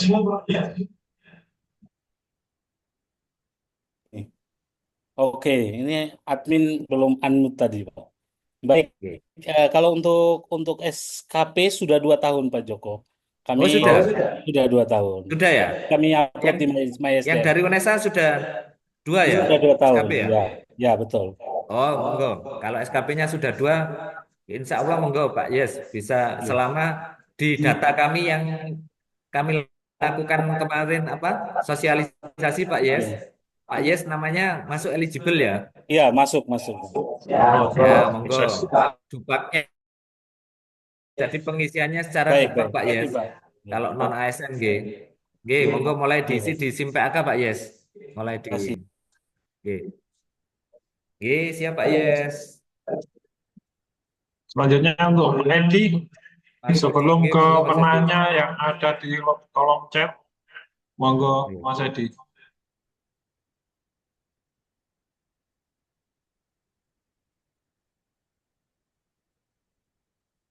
Admin, monggo kamu adminnya moodnya di los saja. Izin bertanya, Pak Bil, Pak Joko. Jadi siap. masih membela diri dengan rapat FKG juga. Jadi saya harus beberapa mengikuti dan mungkin ada beberapa yang saya tanyakan. Tadi disampaikan Pak Joko terkait apa namanya dosen non ASN itu masih menggunakan POPAK 2019. Artinya itu masih menggunakan angka kredit konvensional, nih Mas Joko. Nah, ini pertanyaan saya ketika menggunakan apa namanya angka kredit konvensional itu dimungkinkan nggak misalkan ada dosen non ASN yang ASN ahli 3B bisa langsung ke lektor 300 Mbak? Lektor dari asisten ahli ke lektor 300 ya. Lektor 300 betul nih 3D. Itu yang nganu kelihatannya sih harusnya bisa Mas Edi. Dicoba aja ya. Nanti kami koordinasi. Karena kalau yang ASN kan hanya satu tingkat nggih. Artinya dari 3B ya hanya ke betul. 3C karena dia hanya perpindah Nggih. jabatan. Nah, kemarin di nganu belum dibahas secara detail. Tapi kalau menurut saya, kalau yang non ASN itu selama tidak 2 tingkat, tidak loncat jabatan, ya. Tadi yang disampaikan kan yang dibahas kan 2 tingkat ya. 2 tingkat itu artinya yang disampaikan Pak Dir dari ahli langsung ke lektor kepala itu tidak bisa, atau dari lektor langsung profesor itu tidak bisa. Tapi kalau memaksimalkan dari angka upahnya yang sampai ke asisten ahli ke lektor yang 300, kalau menurut saya sih bisa, tapi nanti kami akan berkoordinasi dengan kementerian Mas Edi. Karena yang kemarin kok kelihatannya nggak ada pembahasan itu dan tidak ditanyakan. Iya, dan ini Harusnya secara di halaman 7 juga di Kepmen ini kan disebutkan juga untuk dosen non ASN kenaikan ke jenjang jabatan 1 tingkat lebih tinggi tidak memperhatikan pangkat atau peluang penyataan yang dimiliki dalam jabatan kan tentu berbeda dengan yang dosen PNS gitu. Karena ada syarat misalkan mau mengajukan jabatan ke lektor kepala itu harus pangkat 3D dulu kan. Tapi untuk yang non ASN 3C ini boleh. Bisa nih Mas. Dari 3C boleh nggih. Dari 3C langsung ke lektor kepala karena itu kan bukan 2 tingkat ya, artinya tetap 1 tingkat tapi di pangkat 3C. Tapi kalau yang PNS itu harus betul-betul pangkatnya 3D, walaupun angka Harus 3D. kumulatif gabungan angka integrasi dan konversi sudah mencukupi untuk kenaikan jenjang yang lebih tinggi satu tingkat, itu tetap nggak bisa kalau dia pangkatnya masih 3C. Jadi kemarin banyak Bapak Ibu dosen pangkatnya masih 3C, akhirnya kan harus ke 3D dulu, baru ini bisa mengajukan ke rektor kepala. Satu lagi Pak Joko Oke, siap. terkait apa namanya pengakuan angka kredit terkait pendidikan nih. Oke. Kalau di dosen ASN itu kan tidak ada pengurangan gitu. Kalau misalkan beliaunya sudah S2 terus mempunyai ijazah S3, pengurangan dari angka kreditnya. Tapi kalau misalkan ini dosen non ASN, kalau mengacu aturan yang POPK 2019 dan disebutkan juga di apa namanya di dalam berupa itu kan ada selisih gitu, Pak Joko, antara mempunyai ijazah S3 200 dengan yang ijazah S2 150. Berarti masih dihitung angka selisihnya gitu. Oke, jadi kalau yang non ASN kan tetap menggunakan DUPAK ya Mas Edi. Jadi ketika dari magister mendapat ijazah S3 itu kan 50 skornya. Tapi kalau yang PNS itu ngitungnya langsung di CASN Mas Edi. Karena dia langsung pencantuman gelar. Lah di situ ada pencantuman gelar, ada skor 25 yang PNS Mas Edi. Jadi tidak menghitung di Mas Edi. Tidak, karena kan tidak ada Angka DUPAK kreditnya. yang PNS, Iya. tidak menghitung di situ. Tapi ketika pencantuman gelar itu dia sudah dapat skor 25. Ya, sementara itu Pak Joko mungkin nanti Terima kasih Mas Edi. nanti saya sampaikan di pertemuan Pak Siap, Pak siap. Joko. Assalamualaikum. Waalaikumsalam warahmatullahi. Mbak Dela, Monggo Mbak Dela yang di kolom chat Mbak Dela mungkin. Baik Bapak Ibu, untuk pertanyaan selanjutnya ada di kolom chat. Mungkin pertanyaan pertama dari Bapak Ahmad Saifuddin. Izin bertanya terkait Serdos, itu untuk kelanjutannya bagaimana kalau sudah eligible? Karena sampai saat ini status masih menunggu penyesuaian peraturan baru dari akhir tahun lalu sampai saat ini. Itu sampai kapan kira-kira? Oke, kita sampaikan ya Pak Ahmad Saifuddin. Serdas itu memang program dari kementerian, dari pendanaan semua dari pemerintah.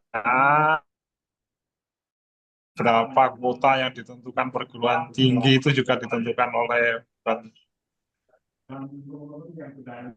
dan teman-teman yang sudah eligible itu tinggal menunggu ya. Tunggu kapan dan yang lainnya yang belum segera yang syarat-syaratnya, karena ini peraturannya masih menggunakan peraturan yang lama, silakan TKDI, TKDA itu segera disampaikan ke pengelola kalau sudah memiliki untuk mengunggah, biar segera mendapat panggilan atau respon dari teman-teman kementerian. Itu mungkin Pak Joko. Terima kasih Pak Dir. Jadi Bapak Ibu nanti akan kami kirim surat pemberitahuan gitu. Nama-nama Bapak Ibu yang sudah eligible. Nah, di sini perlu kami jelaskan. Eligible itu artinya apa? Eligible itu kan masih daftar sementara ya. Daftar sementara dari 2 tahun sejak jabung pertamanya. Nah, ketika Bapak Ibu 2 tahun dari jabung pertamanya, monggo. Ini kami kan belum ada aturan yang baru, jadi masih menggunakan aturan yang lama.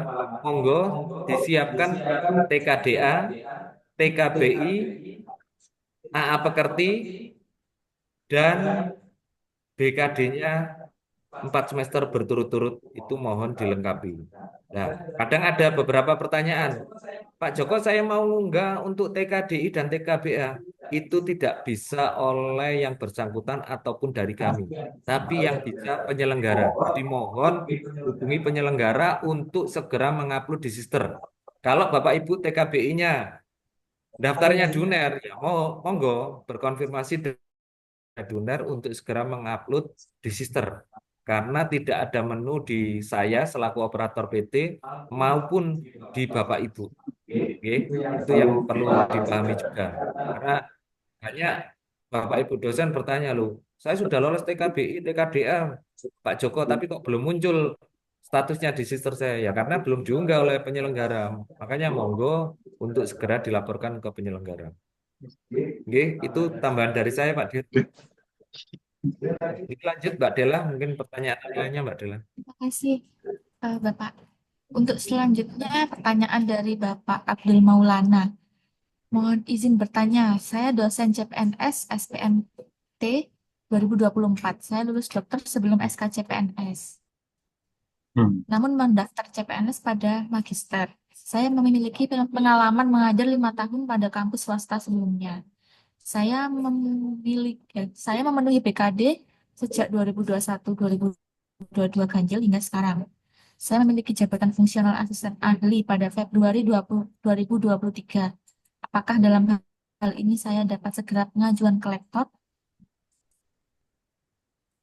Monggo Pak Joko. Jadi ini izin menjawab Pak siapa Mbak Dela? Abdul Maulana. Bapak Abdul Maulana. Abdul Maulana. Jadi kalau yang CPNS itu harus menunggu PNS dulu, Bapak Ibu nggih. Aturannya harus menunggu PNS. Kalau Bapak Ibu sudah mempunyai jafung dari PT lama, nanti setelah SKPNS-nya turun, monggo mengajukan yang namanya in-passing jabatan. Sama yang tadi Pak Yes lakukan, yang di non PNS itu sama juga. Lah, yang kedua, nanti Bapak Ibu yang PNS itu bisa juga melakukan yang namanya PMK, peninjau. Jadi masa kerja yang didapat Bapak Ibu di PT lama atau di instansi lain itu monggo disiapkan. Jadi mulai diterima sampai penghentian itu harus ada bukti-buktinya sehingga nanti masa kerjanya bisa diajukan. Itu namanya PMK. Nanti akan diajukan di kementerian, apakah akan disetujui 100% masa kerja yang didapat dari instansi atau PT lama atau hanya separuh. Tuh, gitu. Itu Mbak Dela jawabannya Mbak Dela. Terima kasih. Semoga terjawab, nih.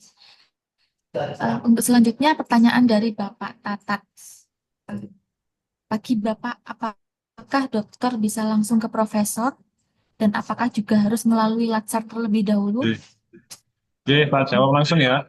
Harus latsar dulu. Syarat utama itu latsar dulu. Kalau dosen Unesa PTNBH ya, harus latsar dulu. Ya, itu nanti banyak materi tentang keunisaan. Harus. Karena Bapak Ibu baik yang lainnya sebelum ada sertifikat latsar belum bisa mengajukan ke baik asisten ahli, lektor maupun lektor. Ya, itu kami jawab. Monggo langsung Mbak Dela. Terima kasih. Untuk pertanyaan selanjutnya dari Ibu Diwia Cita. Izin bertanya Pak, saya dosen CPNS 2023. Untuk pengangkatan pertama ke AA memiliki persyaratan pengalaman dosen minimal 1 tahun. Perhitungan 1 tahunnya ini dari SK CPNS atau PNS nih? Monggo. Mas Joko. Jadi kalau untuk jafung pertama itu yang jelas minimal SKP 1 tahun ya Mbak Dela. Jadi 1 tahun, terus dia kalau memang sudah PNS itu boleh langsung selama syarat-syaratnya memenuhi. Jadi syarat khususnya tadi memenuhi, nggih. Jadi kalau yang pengangkatan pertama baik asisten ahli maupun lektor itu cukup dengan Sinta, terindeks Sinta, baik Sinta 1 sampai 6 boleh atau tadi proceeding internasional. Jadi proceeding internasional yang terindeks Scopus, nggih. Bukan prosedur internasional biasa, tapi yang harus terindeks bereputasi, artinya terindeks Scopus. Itu bisa digunakan sebagai pengangkatan pertama untuk di aturan Kepmen 63 ini. Oke, itu jawabannya. Untuk artikelnya itu bisa dihitung mulai terafiliasi di UNESA. Jadi ketika mulai diangkat CPNS sudah terafiliasi UNESA, publikasinya ada di ring itu. Oke, bisa digunakan syarat khusus. Oke. Terima kasih Bapak atas jawabannya. Untuk selanjutnya, pertanyaan dari Bapak Rivo Nugroho. Mohon izin bertanya, untuk kenaikan golongan pangkat PNS dosen, apakah perlu mengusulkan atau otomatis terusulkan? Nih, monggo. Oke. Jadi untuk kenaikan pangkat ya, untuk PNS itu selama angka kumulatifnya, artinya modal dasar angka integrasi dan konversi mencukupi untuk kenaikan pangkat, itu langsung bisa diajukan. Nanti kami dari tim SDM biasanya list ke masing-masing fakultas untuk melengkapi berkas-berkasnya. Nah, ini yang perlu kami tegaskan lagi Bapak Ibu. Jadi kenapa dengan sistem angka integrasi dan konversi itu, kenaikan pangkat dalam jabatan yang sama, kalau angkanya memenuhi, itu sekarang tidak perlu menggunakan syarat khusus. Kalau yang dulu kan setiap kenaikan pangkat maupun jabatan kan harus ada syarat khususnya ya berupa artikel. Nah, sekarang untuk PNS itu tidak menggunakan artikel, tapi cukup dengan angka integrasi dan konversi ketika memang sudah cukup untuk naik pangkat satu tingkat, itu akan diusulkan. Yang jelas minimal 2 tahun dari pangkat terakhir ya, tidak bisa hanya baru 1 tahun. Pak Joko angkanya sudah memenuhi, tapi baru 1 tahun dari TMT pangkat terakhir nggak bisa. Jadi kenaikan pangkat itu tetap per 2 tahunan. Oke, itu jawabannya nggih, Bapak. Terima kasih Joko. Untuk pertanyaan selanjutnya dari Ibu Ike Fitri. Saya dosen CPNS 2023 ijazah S2 dengan jabatan fungsional lektor dari kampus sebelumnya. Namun masuk CPNS asisten ahli di UNESA. Apakah nantinya saya dapat melakukan penyesuaian masa kerja serta jabatan fungsional sesuai dengan yang didapatkan? Nah, monggo. Sama Mbak Dela tadi yang dari pertanyaan sebelumnya. Jadi kalau untuk yang CPNS itu harus PNS dulu sampai SKPNS-nya turun. Monggo bagi yang sudah gabung di PT lama itu namanya in-passing. Jadi tanpa mengajukan usulan baru, usulan pengajuan jagung pertama, cukup menyertakan kelengkapan-kelengkapan yang didapat dari PT lama, jagungnya apa itu bisa di-in-passingkan. Termasuk juga yang namanya PMK tadi, selama berkas-berkas Bapak Ibu lengkap. Ketika mulai masuk dan diberhentikan di PT lama itu lengkap. Oke. Oke, terima kasih Mbak Dela. Terima kasih Joko. Pertanyaan selanjutnya dari Bapak Farid Pribadi. Apabila dosen sedang menjalankan tugas belajar S3 dengan tetap menjalankan tugas Tridharma, di saat masa studi telah menerbitkan artikel jurnal Scopus dan atau jurnal Sinta 2 dengan tema tidak sama dengan tema disertasi, sebagai penulis pertama dan afiliasi UNESA, apakah karya tersebut dapat diakui sebagai bahan pengajuan kenaikan pangkat? Tadi sudah kami jelaskan di depan. Jadi bagi Bapak Ibu yang menjalankan tugas belajar dengan menjalankan tugas jabatan itu masih bisa mengusulkan. Tapi kalau dia meninggalkan, apalagi dapat beasiswa, itu artinya statusnya kan akan terkunci di PD Dikti karena meninggalkan jabatan. Kalau dia meninggalkan jabatan itu kan statusnya menjadi tugel. BKD-nya pun juga beda Bapak Ibu kalau sedang menjalankan tugas belajar meninggalkan jabatan karena hanya progres studi karena tidak melakukan itu jawabannya Bapak Ibu.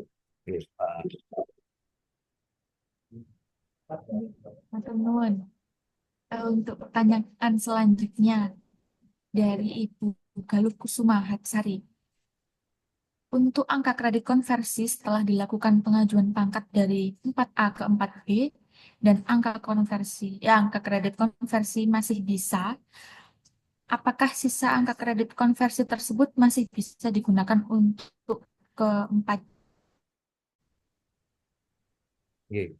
Selama dalam jabatan yang sama itu masih digunakan. Tapi kalau yang tadi saya jelaskan, jadi umpamanya ketika Bapak Ibu itu angka integrasi dan konversinya anggap aja dapat 450.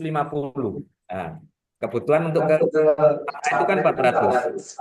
Dari 3D mengajukan ke LK4A lolos dan sampai SK pangkatnya 4A turun, sisanya hangus alias kembali ke nol. Kayak pom bensin Bapak Ibu, jadi kembali ke nol ya. Itu jadi. Terima Tapi kasih. kalau dia sudah ada di jabatan yang sama, angka integrasinya dan konversinya, kalau dia anggap aja kan 4A ya. 4A itu kan dengan aturan ini kan boleh mengajukan ke guru besar selama angka integrasinya dan konversinya memenuhi untuk kebutuhan ke profesor atau guru besar. Tapi kalau belum cukup dan hanya cukup sampai 4C, ya monggo karena belum punya syarat khusus mungkin kalau per 2 tahunan saya naik pangkat dulu. Selama angka integrasi dan konversinya mencukupi untuk kenaikan pangkat 1 tingkat, itu masih digunakan. Tapi nanti kalau ketika usul profesor dan lolos, ya ketika profesor dengan 4D untuk ke 4E-nya ya kembali ke nol. Dapatnya dari mana Pak Joko? Ya dapatnya hanya dengan dari konversi dari SKP.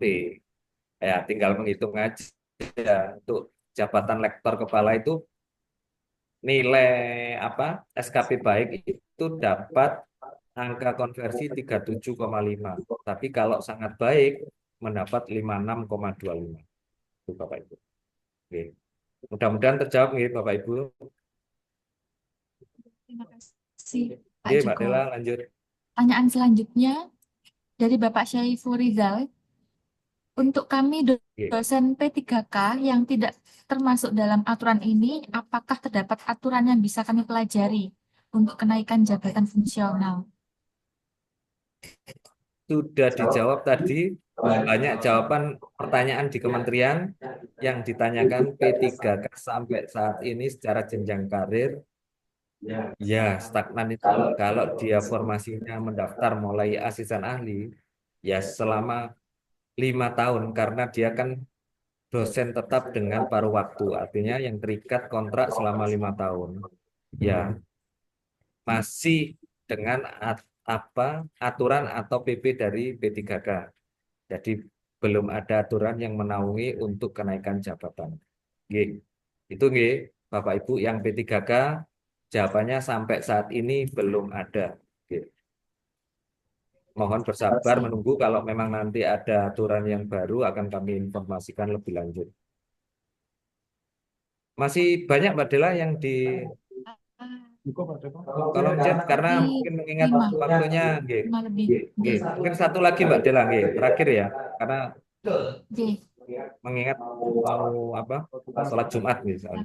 Sholat Jumat. Jadi Bapak, ini pertanyaan dari Bapak Yunus Effendi. Untuk kenaikan jenjang karir yang menjadi patokan adalah apakah pangkat atau jabatan? Yang dibuat acuan itu ngitungnya dari TMT jabatan, bukan pangkat. Jadi kalau Bapak mau mengajukan LK, walaupun pangkatnya 3D itu baru Februari ataupun yang Oktober 2024, selama TMT lektornya sudah 2 tahun lebih, minimal 2 tahun, bisa mengajukan ke Jafung 1 tingkat lebih tinggi. Nah, daftar-daftar itu kan sudah kami berikan ke para pimpinan kemarin, list-list naik mulai mulai tenaga pengajar sampai ke asisten ahli ke lektor, lektor ke lektor kepala, lektor kepala ke profesor itu sudah ada. Mungkin itu Mbak Dela. Jadi terima kasih Pak Joko dan Pak Sultan atas jawaban-jawaban dari beberapa pertanyaan Bapak Ibu sekalian.